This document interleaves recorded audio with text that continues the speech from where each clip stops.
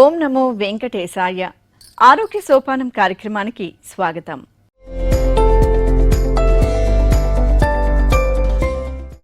తిరుమల తిరుపతి దేవస్థానములచే నిర్వహింపబడుతున్న శ్రీ వెంకటేశ్వర వైద్య విజ్ఞాన సంస్థ స్విమ్స్ హాస్పిటల్ నందు పీడియాట్రిక్ విభాగంలో 8 సంవత్సరాల అనుభవంతో తమ విశేష సేవలను అందిస్తున్నారు డాక్టర్ ఎం లలిత గారు. పిల్లల్లో డెంగీ జ్వరం అలాగే తీసుకోవాల్సిన జాగ్రత్తల గురించి ఈరోజు తెలియజేయనున్నారు. డాక్టర్ గారు నమస్కారం అండి. నమస్కారం. డాక్టర్ గారు, డెంగీ జ్వరం అంటే ఏంటో తెలియచేస్తారా? ఎలా వ్యాప్తి చెందుతుందో కూడా తెలియచేయండి. డెంగ్యూ జ్వరం అన్నది ఒక వైరల్ ఇన్ఫెక్షన్. డెంగ్యూ వైరస్ వల్ల వస్తుంది. డెంగ్యూ వైరస్ అన్నది 4 రకాలు ఉంటాయి. Den 1, den 2, den 3, den 4. దీంట్లో డెన్ 2, డెన్ 3 వల్ల వచ్చే డెంగ్యూ జ్వరం అన్నది ప్రమాదకరంగా రావచ్చు. ఈ డెంగ్యూ జ్వరం అన్నది human to human direct transmission అవ్వదు. మస్కిటో దోమ కాటు వల్ల వ్యాప్తి చెందుతుంది. ఈ ఏడిస్ ఈజిప్టే అనే దోమ వల్ల వస్తుంది. ఈ ఏడిస్ ఈజిప్టే అనే దోమని డే టైమ్ బైటర్ అని కూడా అంటారు.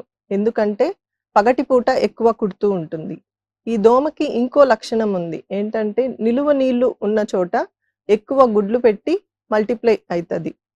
డెంగ్యూ జ్వరం ఉన్న ఒక పేషెంట్ని ఈ దోమ కుట్టినప్పుడు దోమకి లోపల ఆ వైరస్ వెళ్ళి మల్టిప్లై అయ్యి దోమకి ఇన్ఫెక్షన్ వచ్చినప్పుడు 10 రోజులు ఇంక్యుబేషన్ పీరియడ్ తర్వాత ఇంకో వ్యక్తిని కుట్టినప్పుడు ఆ వ్యక్తికి డెంగ్యూ జ్వరం అన్నది రావచ్చు.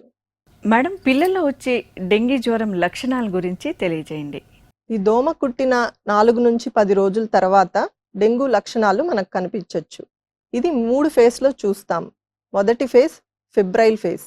ఈ ఫిబ్రైల్ ఫేజ్లో విపరీతమైన జ్వరము 101 నుంచి 105 డిగ్రీ ఫారెన్హీట్ వరకు రావచ్చు. జ్వరంతో పాటు ఒళ్ళు నొప్పులు, తలనొప్పి, కంటి వెనక నొప్పి, ర్యాష్, వాంతులు ఈ లక్షణాలు మనకు కనిపించవచ్చు. ఈ ఫిబ్రైల్ ఫేజ్ 2 నుంచి 5 రోజుల వరకు ఉండొచ్చు. ఆ తర్వాత క్రిటికల్ ఫేజ్. క్రిటికల్ ఫేజ్ అని ఎందుకు అంటామంటే ప్రమాదకరమైన లక్షణాలు కనిపిస్తాయి కాబట్టి. కడుపు నొప్పి, వాంతులు, నోటి నుంచి ముక్కు నుంచి రక్తం రావడం, మొహము కాలు చేతు వాపులు ఇలాంటి లక్షణాలు మనకు కనిపిస్తాయి. ఈ క్రిటికల్ ఫేజ్ 2 నుంచి 3 రోజుల వరకు ఉండొచ్చు. ఈ ఫేజ్లో రక్త పరీక్ష చేస్తే ప్లేట్లెట్స్ అన్నవి ఇంకా తెల్ల రక్త కణాలు తక్కువగా కనిపించవచ్చు. మూడవది రికవరీ ఫేజ్. ఇప్పుడు ఇంతకుముందు చెప్పిన లక్షణాలన్నీ ఇంప్రూవ్ అయ్యి పేషెంట్ ఇంప్రూవ్ అయ్యి నీరసం తగ్గి ఆహారం ఎక్కువ తీసుకుంటూ ప్లేట్లెట్స్ అనేది పెరుగుతుంది. ఇంకా వీళ్ళల్లో కొందరికి ఎక్కువ దురద కూడా రావచ్చు. డాక్టర్ గారు, పిల్లల్లో డెంగీ జ్వరం ఎప్పుడు ప్రమాదకరం అంటారు? ఇంతకుముందు చెప్పినట్టు క్రిటికల్ ఫేజ్ ప్రమాదకరమైన లక్షణాలు రావచ్చు అని చెప్పాను. ఈ ఫేజ్లో వచ్చే లక్షణాలని వార్నింగ్ సైన్స్ అని కూడా అంటాం. అవేంటంటే కడుపు నొప్పి, విపరీతమైన వాంతులు, మొహము కాళ్ళు చేతు వాపులు, ఇంకా లంగ్స్ లివర్ చుట్టూ నీరు ఉండడము, కడుపులో నీరు ఉండడము, ముక్కు నుంచి నోటి నుంచి రక్తం రావడము, ఎర్ర మచ్చలు చిన్నవి కానీ పెద్దవి కానీ ఉండడము, చాలా నీరసంగా లేకుంటే మత్తుగా ఉండడము, లేకుంటే చిరాగ్గా ఉండడము, డాక్టర్స్ ఎగ్జామిన్ చేస్తే లివర్ కొంచెం పెద్దగా ఉండడము, రక్త పరీక్ష చేస్తే హెమటోక్రిట్ అనే వాల్యూ ఎక్కువ ఉండడం, ప్లేట్లెట్స్ తక్కువ ఉండడం, ఇవన్నీ వార్నింగ్ సైన్స్ అంటాం. ఈ వార్నింగ్ సైన్స్ ఉంటే ఖచ్చితంగా వెంటనే డాక్టర్ని సంప్రదించాలి. ఈ క్రిటికల్ ఫేజ్లో కొందరు పిల్లలు ఇంకా ఎక్కువగా సిక్ అయ్యే అవకాశం ఉంది. దాన్ని సివియర్ డెంగ్యూ అంటాము. డెంగ్యూ జ్వరంలో ఏమవుతుందంటే శరీరంలో ఉన్న రక్తనాళాల నుంచి ఫ్లూయిడ్ అంటే ప్లాస్మా బయటికి వచ్చేసి ఆర్గన్స్ చుట్టూ చేరుకుంటాయి. సో ఇలా ఎక్కువ ఫ్లూయిడ్ లీక్ అయ్యే వలన రక్త సరఫరా తగ్గి మిగతా ఆర్గన్స్ కూడా డ్యామేజ్ అవుతుంది. సో ఈ రక్త సరఫరా తగ్గినప్పుడు బీపీ తగ్గి షాక్లో కూడా వెళ్ళొచ్చు. ఇంకా ఎక్కువ బ్లీడింగ్ అయ్యే ఛాన్సెస్ కూడా ఉంటుంది. సో ఈ ఎక్కువ బ్లీడింగ్, రక్త సరఫరా తగ్గి షాక్లోకి వెళ్ళడం, ఇంకా మిగతా ఆర్గన్స్ కూడా అఫెక్ట్ అవ్వడం, దీని 3 వల్ల వచ్చే లక్షణాలు ఉంటే సివియర్ డెంగ్యూ అని అంటాం. డాక్టర్ గారు, డెంగీ జ్వరానికి చికిత్స విధానాన్ని గురించి తెలియజేయండి. 80% పిల్లలకి మామూలు జ్వరం లాగా వచ్చి తగ్గిపోతుంది. 10 నుంచి 20% పిల్లలకే ఈ క్రిటికల్ ఫేజ్లోకి వెళ్ళి కొందరికి సివియర్ డెంగ్యూ అన్నది రావచ్చు.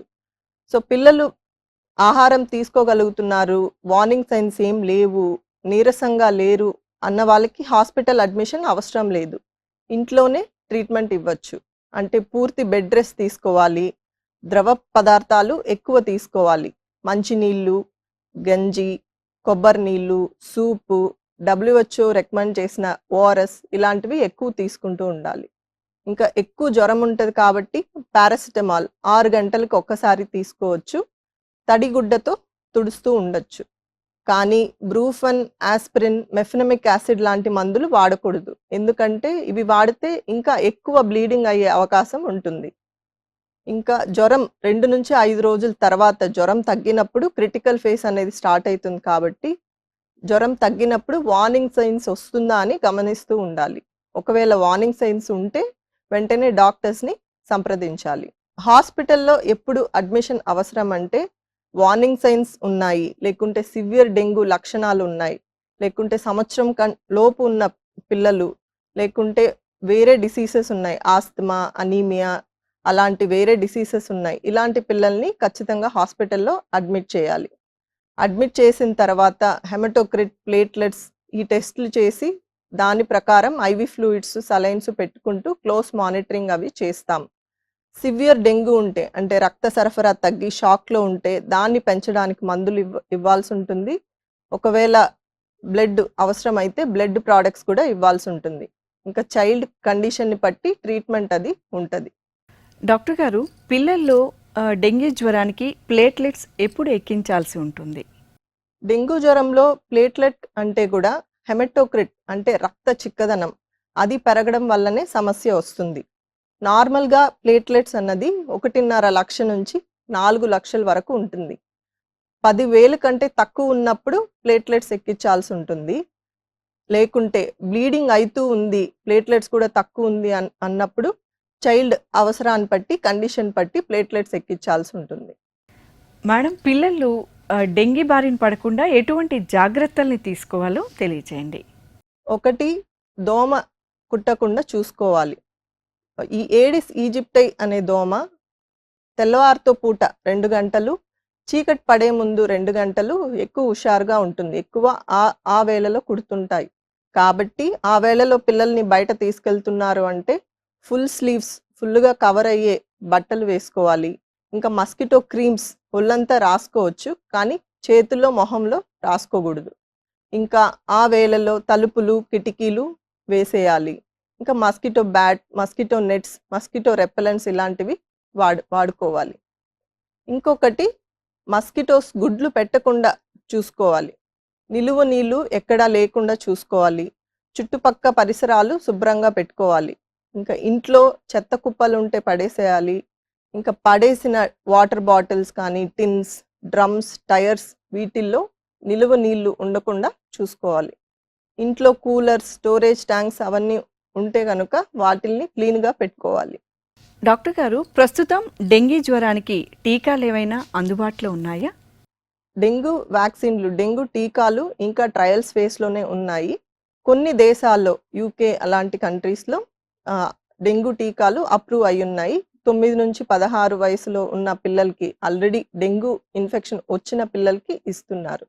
కానీ మన దేశంలో ఇంకా అప్రూవ్ కాలేదు. ఇంకా టీకాలు అన్నది మనం ఇవ్వట్లేదు. డాక్టర్ గారు, యాంటీబయాటిక్స్ డెంగీ జ్వరానికి సూచిస్తారా? యాంటీబయాటిక్స్ అన్నది బ్యాక్టీరియల్ ఇన్ఫెక్షన్స్లో ఇస్తాం మామూలుగా. సో డెంగ్యూ జ్వరం అన్నది డెంగ్యూ వైరస్ వల్ల వచ్చే ఇన్ఫెక్షన్ కాబట్టి యాంటీబయాటిక్స్ అన్నది పని చేయవు. సో రికమెండ్ చేయము. మేడం, పిల్లల్లో డెంగీ జ్వరం మళ్ళీ మళ్ళీ వచ్చే అవకాశం ఉందంటారా? ముందు చెప్పినట్టు డెంగ్యూ వైరస్ అన్నది 4 రకాలు ఉన్నాయి. డెన్ 1, డెన్ 2, డెన్ 3, డెన్ 4 అని. సో ఒక్కసారి ఒక్క స్ట్రెయిన్తో డెన్ 1 కానీ, డెన్ 2 కానీ, డెన్ 3, డెన్ 4 వీటిల్లో ఏదైనా ఒక స్ట్రెయిన్తో ఇన్ఫెక్షన్ వస్తుంది. సో ఆ ఇన్ఫెక్షన్కి లైఫ్ లాంగ్ ఇమ్యూనిటీ ఉంటుంది. సో మళ్ళీ ఆ స్ట్రెయిన్తో డెంగ్యూ జ్వరం అనేది రాకపోవచ్చు. మిగతా స్ట్రెయిన్స్తో మళ్ళీ డెంగ్యూ జ్వరం వచ్చే అవకాశం ఉంటుంది. కానీ మళ్ళీ వచ్చినప్పుడు సివియర్ డెంగ్యూ లక్షణాలు ఉండే ఛాన్సెస్ ఎక్కువ. పిల్లలు డెంగీ బారిన పడినప్పుడు కుటుంబ సభ్యులు ఎటువంటి జాగ్రత్తలు తీసుకోవాలి? డెంగ్యూ జ్వరం అన్నది ముందు చెప్పినట్టు హ్యూమన్ టు హ్యూమన్ డైరెక్ట్గా ట్రాన్స్మిట్ అవ్వదు. దోమ కుట్టడం వల్ల వస్తుంది. సో ఇంట్లో ఒకరికి డెంగ్యూ జ్వరం ఉంది అంటే వాళ్ళు మస్కిటో నెట్ ఏది వేసుకోకుండా ఇంట్లోనే ఉన్నారు అంటే ఆ దోమ వాళ్ళని కుట్టి ఇంకొకరిని ఇన్ఫెక్ట్ చేసే ఛాన్సెస్ ఉంది. లేకుంటే ఆల్రెడీ ఆ పేషెంట్‌కి ఏ దోమ వల్ల వచ్చిందో అది ఇంటి పరిసరాల్లో ఉంది అంటే కనుక ఆ దోమ వల్లనే కూడా మిగతా ఫ్యామిలీ మెంబర్స్‌కి రావచ్చు. సో ఒక్క సమయంలో 2, 3 ఫ్యామిలీ మెంబర్స్ కూడా డెంగ్యూ వచ్చే అవకాశం ఉంది. సో అందుకనే ఎవరికి డెంగ్యూ ఇన్ఫెక్షన్ ఉందో వాళ్ళు మస్కిటో నెట్ వేసుకొని పడుకుంటే బెటర్. డాక్టర్ గారు, పిల్లలు డెంగీ బారిన పడిన తర్వాత చికిత్స తీసుకున్న అనంతరం ఎటువంటి ఆహార పద్ధతుల్ని కానీ అలాగే ఎటువంటి జాగ్రత్తలు తీసుకోవాలో కూడా తెలియచేయండి. డెంగ్యూ జ్వరం 3 ఫేసెస్‌లో ఉంటాయని చెప్పాము. సో ఫిబ్రైల్ ఫేస్‌లో ఉన్నట్టు జ్వరము, ఒళ్ళు నొప్పులు అవి మాత్రం వచ్చి తగ్గిపోయే వాళ్ళు త్వరగా రికవర్ అయితారు. ఒక వారం నుంచి 2 వారాల లోపు అన్నీ నార్మల్‌గా అయిపోతారు. కానీ ఈ క్రిటికల్ ఫేస్, వార్నింగ్ సైన్స్ లేకుంటే సివియర్ డెంగ్యూ లక్షణాలొచ్చి ఐసీయూలో అడ్మిట్ అయ్యి ట్రీట్మెంట్ తీసుకున్న వాళ్ళకి రికవరీ టైం ఇంకొంచెం ఎక్కువ పట్టొచ్చు. 2 వారాల నుంచి 1 నెల వరకు అవ్వచ్చు. ఈ సమయంలో బాగా బెడ్ రెస్ట్ తీసుకోవాలి. డయట్ అన్నది ప్రాపర్‌గా ఎక్కువ న్యూట్రిషియస్ డయట్ తీసుకోవాలి.